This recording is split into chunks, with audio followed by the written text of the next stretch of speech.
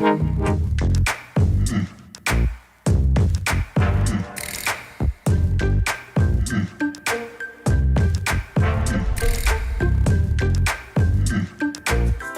Welcome, good morning. मैं हूं नितिन सुखीजा, एक अकेला इस शहर में। इस कोविड काल में घूमते घामते हम पहुंचे हैं ढूंढते हुए कुछ अनजानी जगहों को, ऐसे शहर में जहां पर धर्म है, इतिहास है, इमारतें हैं, इबारतें हैं, मिथक है, कहानी है। यहाँ हर बदलते वक्त की रवानी है। आज हम आ गए हैं आपको लेकर धौलपुर।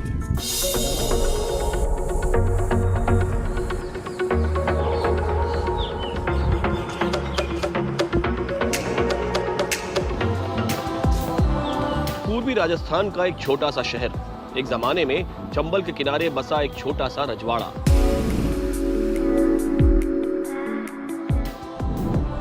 आज भी अगर धौलपुर की सड़कों पर निकलें तो इमारतें इतिहास की कहानी सुनाने लगती हैं। धौलपुर में हम सबसे पहले पहुंचे मचकुंड।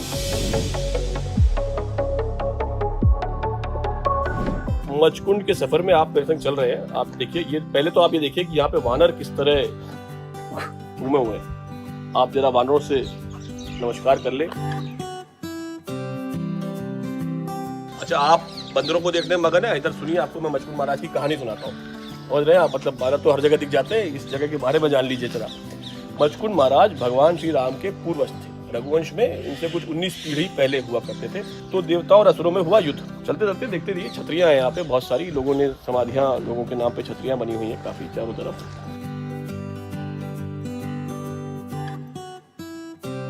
1 साल तक लगातार युद्ध चला। उस 1 साल के युद्ध में देवताओं की मचकुंड महाराज की वजह से विजय हुई। देवताओं ने कहा कि मचकुंड महाराज, अब आप हमसे क्या आशीर्वाद चाहते हैं, क्या वरदान चाहते हैं? तो मचकुंड महाराज ने कहा, मुझे सोने दिया जाए और जो कोई मेरी नींद को डिस्टर्ब करे वो जल के भस्म हो जाए। फिर आया, अब वापस चले, पानी देखते रहेंगे क्या? फिर क्या हुआ कि कृष्ण जी के द्वापर युग में एक काल यवन नाम का राक्षस था, तो बड़ा उत्पात मचाया हुआ। कृष्ण जी चतुराई से उसको यहाँ मचकुंड महाराज के पास ले आए, गुफा में घुसे, और जब उसने मचकुंड महाराज को जगा दिया तो उनके ताप से वो जल के भस्म हो गया। आप यहाँ का नजारा लीजिए, मैं देखता हूँ वहां पे पूजा हो रही है।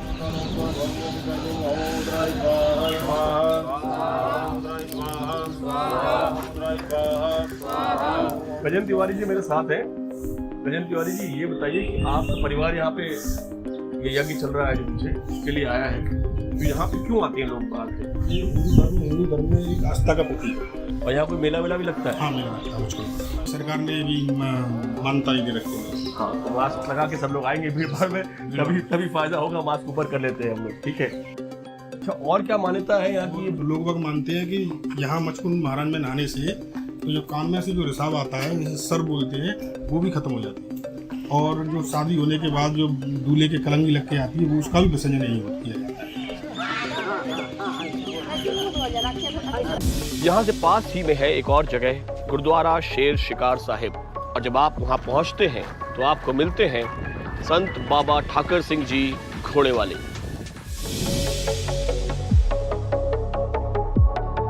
तो बाबा जी, तुसी कहानी है क्या यहाँ की हमारी?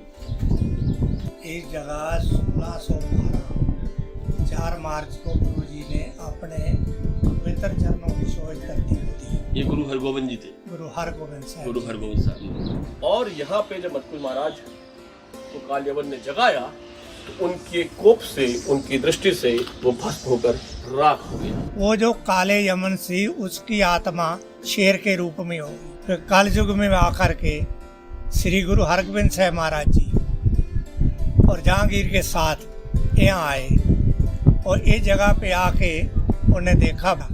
जहांगीर ने आवाज़ दी, गुरु हरगोविंद साहब जी मेरे को बचाओ।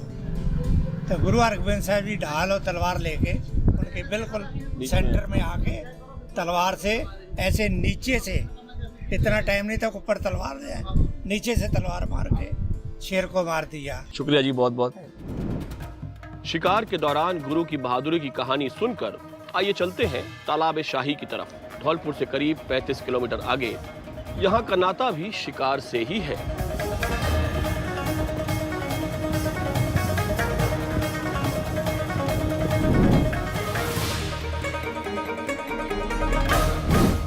ये जगह जो है, ये महल और आसपास का तालाब, ये जहांगीर के काल में उनके एक लोकल अमीर थे, उन्होंने उनके लिए बनवाया था। प्रिंस खुर्रम के शहजादा खुर्रम जब शिकार करते थे तो यहाँ की उनकी शिकारगाह थी। उसके बाद यहाँ के धौलपुर के राजा ने इसको टेक ओवर किया और इस जगह की मरम्मत करवाई बहुत बाद में। जहाँ कभी एक शिकारगाह होती थी, वहाँ एक खूबसूरत तालाब है, ये महल है और एक बहुत ही खूबसूरत टूरिस्ट स्पॉट है। हम ऐसे वक्त तालाब शाही पहुंचे जब यहाँ मरम्मत का काम चल रहा था।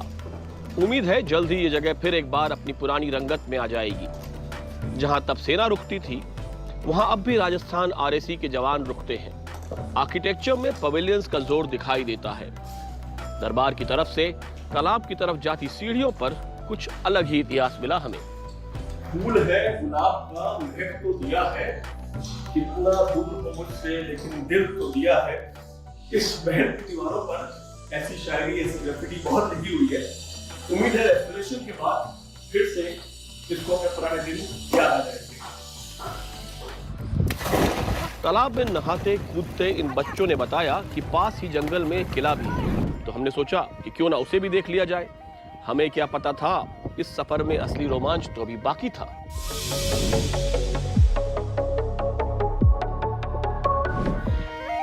हम किले को देख तो रहे हैं यहाँ तक पहुँचने के बाद, लेकिन नीचे पानी भरा हुआ है, तो रास्ता ढूंढ रहे हैं कि कहाँ से कैसे उस पार जाया जाए। दीवार को फांद के,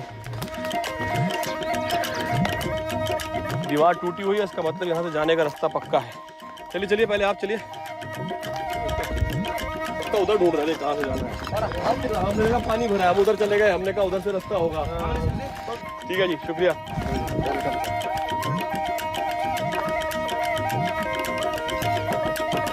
भाई साहब, पहाड़ चढ़ के उतर के नदी पार करके बड़ा संघर्ष के साथ आप और हम चलेंगे नदिया के उस पार किले की तरफ। अब जब हम और आप यहाँ तक आ गए हैं और किला हमारे सामने है, तो इस किले की एक कहानी आपको बता दूं। देवा या देवहंस गांव का एक आदमी था। ऐसा कहते हैं कि एक बार बाड़ी के मेले में बाबू महाराज के भजन गा रहा था। तभी धौलपुर के महाराज महारानी के साथ हाथी पर बैठ के आए। फिर महाराज ने उनके भजन सुने तो महाराज को भी भजन पसंद आ गए। उसके बाद देवा को ले गए वो महाराज अपने दरबार में। उसके बाद वो सेनापति बन गया। फिर उसको सूबेदार बनाया गया डांग इलाके का। तब उसने देवहंस नाम से, देवहंस का किला नाम से ये किला बनाया था। इस किले को खोजकर हम खुश तो बहुत हुए, लेकिन इसकी हालत देखकर अफसोस भी हुआ। जहां कभी रनिवास होता था, आज वहां चमगादड़ लटके हुए थे। उम्मीद ही कर सकते हैं कि हम अपनी ऐसी विरासतों को संभाल कर सहेज कर रख पाएंगे। कोई कहते हैं कि मेहनत का फल बहुत मीठा होता है, लेकिन हमें तो पता है कि मेहनत से बहाए गए पसीने का सुख अलग ही होता है। मेहनत का पसीना बहा के या चंबल के किनारे आके सुआ के इस किले की खोज, आज बहुत मजा आया आपके साथ। ये एक अकेला फिर निकल पड़ेगा अगले हफ्ते किसी और शहर में, लेकिन आप कहीं जाइएगा नहीं, हमारे साथ ही रहिएगा।